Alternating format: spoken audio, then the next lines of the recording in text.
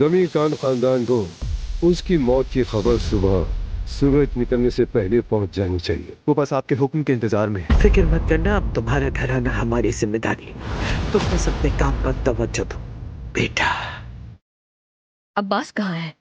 تم ہوتی کون ہو مجھ سے سوال کرنے والی؟